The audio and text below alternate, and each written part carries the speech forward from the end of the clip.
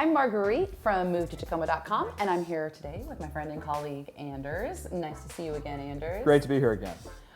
We're going to talk about your neighborhood. We're going to talk about the North End. Excellent place. And in particular, let's talk about what it is to sell in the North End right now. Really, really good. Okay, so like many people know, like I have only represented buyers for over a decade now. So the listing side is always a little bit mysterious to me. Sure. But it does look like there's an incredible opportunity for sellers. When I just recently ran a report of like the most expensive neighborhoods in Tacoma, they were all in the North End. Yeah. Prices are really cooking. So let's just talk about the North End and what a North End neighborhood actually means for a second, right? Yeah, that's great. So don't just work with sloppy averages. Actually know what your little microcosm is. So if you're just looking at averages, the average North End property sales price, not listing price, as of now, first quarter 2021, kind of hovering around the low to mid 500s, give or take. But here's the thing, there's so many North Ends. Right, that's not going to be the case on North 30th and Proctor. Right. So know what you're dealing with, because you could be leaving money on the table. So you could be dealing with an more entry-level neighborhood, like maybe Westgate, which, you know, arguably it's North End, starting around like maybe low fours. I mean, unless it's really small or there's a lot of work that's needed, you're starting in the low fours at least. I mean, your typical Ramblers pushing into the 500s around there now. To say the Stadium District, which is in the low to mid 800s, right? Yeah. So $400,000 difference, same neighborhood. So you got to really know what you're doing first off.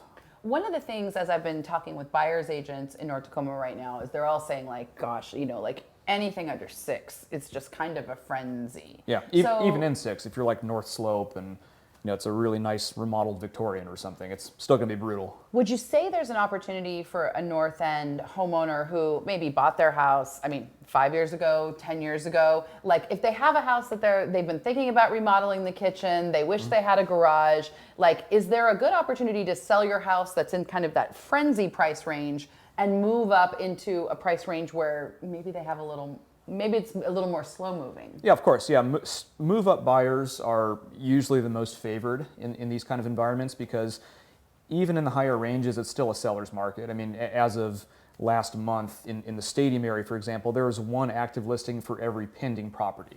Wild. Meaning that we've never seen that. We've never seen that kind of demand, right? But that's a lot more forgiving than the mid to high 400 range in the North End, in which you're getting 10 offers, right? Yeah. So even though it's still a seller's market and it's still competitive, bring your A game, it's still more forgiving and your money will take you further. Absolutely.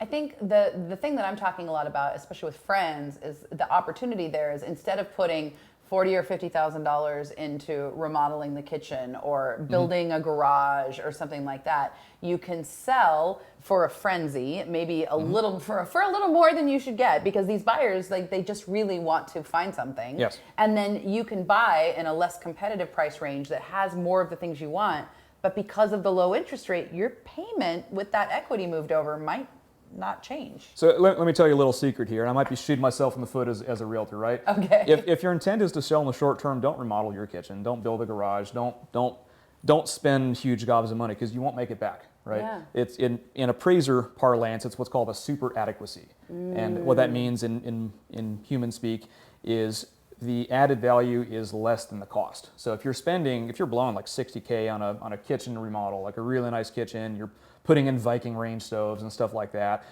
your house won't sell for $60K more, right? I mean, it'll that's make you. important to know. I mean, your realtor will make more money, right? But you won't necessarily. So just have good expectations about that. That being said, I mean, if you just want to enjoy quartz and Viking range stoves, just do it because you enjoy it. Yeah. But if you're thinking of actual return on investment, it's more just about conformity. I mean, that's really looking at it from an analytical perspective. What gets you the most money is making your home as similar to the competition as possible, which is counterintuitive. Yeah, especially I think for people who have a lot of pride in their home being unique. I think this is where my advice to sellers is, if you're even just thinking or considering the possibility of listing your home, do not do any work. Call your realtor right away. And they think like, oh, I don't want to bother somebody if I'm not sure. But why is it important for them to talk to a realtor before they start doing improvements or fixing things in the house? Because you could spend more than you'd have to, and because there might be something that buyers are looking for, or that your market experience might reveal that just hasn't been considered. So here's a great example with the COVID world is the notion of the home office.